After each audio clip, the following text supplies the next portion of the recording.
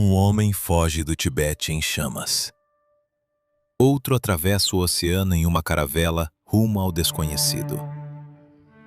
Séculos diferentes, mas o mesmo destino: Brasil.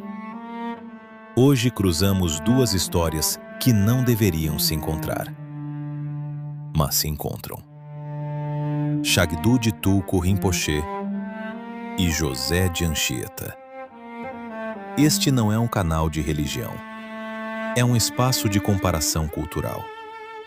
Aqui nós observamos algo mais profundo. O que acontece quando alguém decide atravessar o mundo para plantar uma chama em outra terra? Ele nasceu no Tibete, em 1930. Reconhecido ainda criança como Tulku, uma reencarnação dentro da tradição Nyingma do budismo tibetano.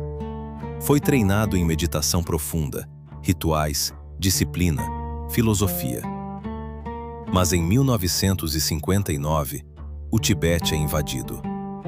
Mosteiros são destruídos, monges fogem, linhagens se dispersam. Ele escapa. Não como místico, como sobrevivente. Perde a terra, perde o território físico, mas não perde o ensinamento. Depois de anos no exílio, vivendo nos Estados Unidos, ele toma uma decisão surpreendente.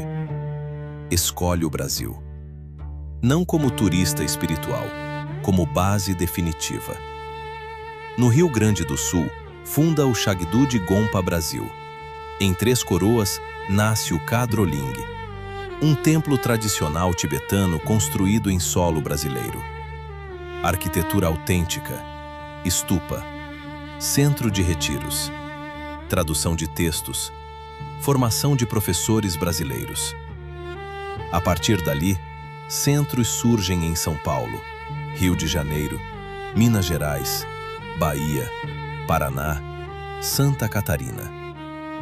Ele ordena brasileiros, forma sucessores, autoriza continuidade. Ele não apenas ensinou, ele criou estrutura. E hoje, mesmo após sua morte em 2002, os centros continuam ativos. Isso é legado. Agora voltamos ao século XVI. O Brasil ainda não era um país estruturado. Era território em formação. Anchieta chega jovem.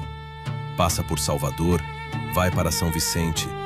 Vive em Piratininga, onde ajudaria a fundar o colégio que daria origem à cidade de São Paulo. Percorre o litoral, vai ao Rio de Janeiro, vive no Espírito Santo. Aprende tupi. Escreve a primeira gramática da língua indígena. Negocia paz entre povos indígenas e colonizadores. Não era um religioso fixo em templo.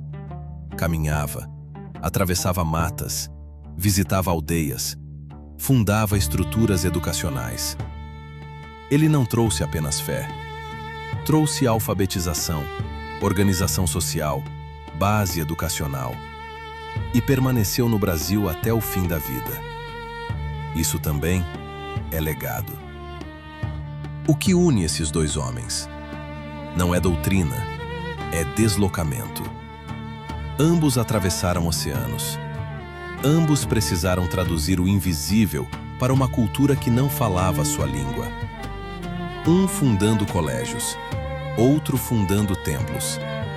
Ambos criando continuidade. Ambos plantando raízes em território brasileiro. O Brasil sempre recebeu influências externas, mas nem todas criaram raiz. O que diferencia visitante de fundador? Compromisso. Anchieta poderia ter retornado à Europa.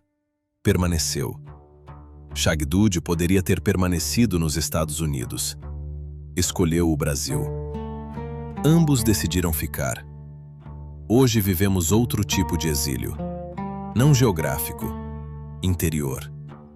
Consumimos ideias, consumimos espiritualidade, consumimos conteúdo. Mas raramente construímos algo duradouro. Esses dois fizeram o contrário. Eles plantaram, criaram comunidade, formaram gerações. Não eram turistas espirituais, e isso muda tudo. Tibete, Europa, Brasil. Séculos diferentes, tradições diferentes, mas talvez o mesmo fogo. Um fogo que não busca espetáculo, um fogo que decide permanecer. E agora a pergunta não é histórica, é pessoal. Você está disposto a atravessar seus próprios oceanos para manter sua chama viva? Ou sua espiritualidade depende de conforto? Nos vemos no próximo episódio. O mesmo fogo.